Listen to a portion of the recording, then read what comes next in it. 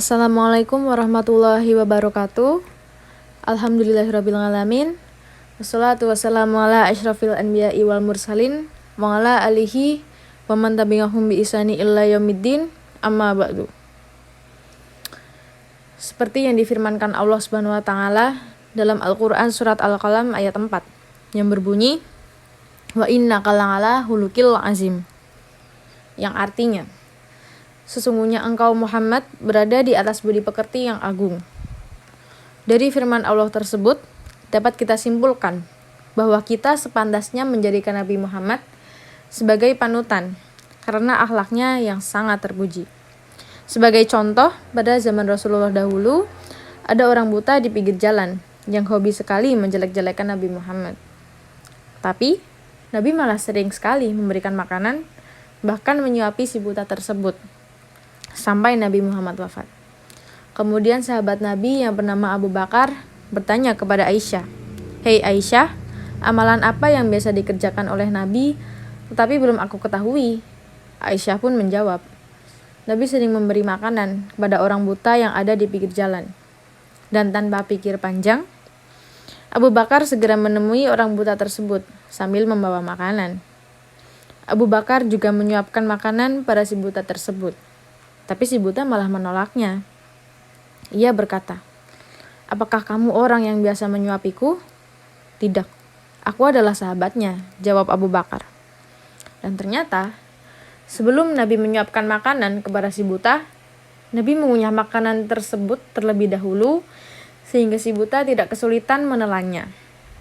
Begitulah kemurnian hati Rasul kita sehingga bisa membuat si buta kagum dan menyesali perbuatannya serta mau masuk Islam. Memang, dalam kehidupan sehari-hari, akhlakul karimah sangat penting karena dapat menentukan kehormatan seseorang.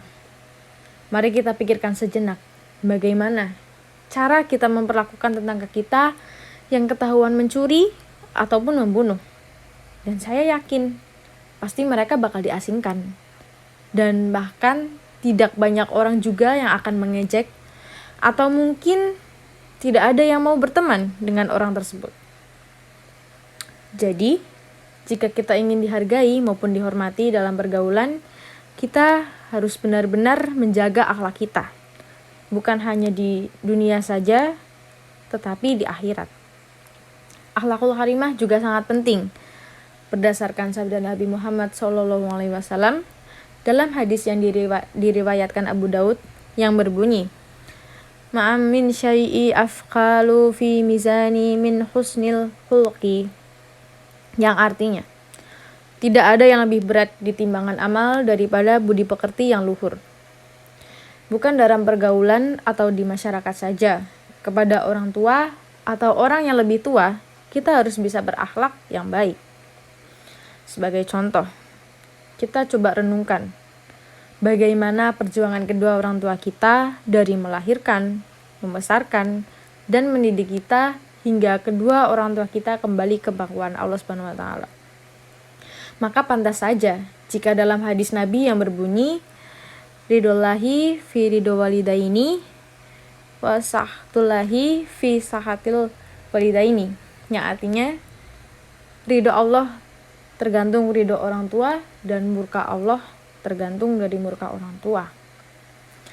Menurut hadis di atas, dijelaskan bahwa jika anak tidak dapat patuh dengan orang tua, maka anak tersebut kehilangan ridho dari Allah.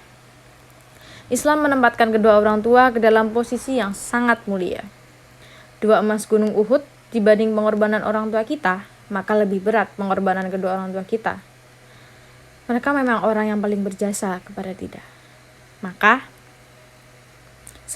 sudah sepantasnya kita harus berbakti kepada kedua orang tua, melaksanakan perintah, asal tidak menyimpang dari syariat, berbuat baik, berkata lembut, serta tidak menyakiti hati keduanya.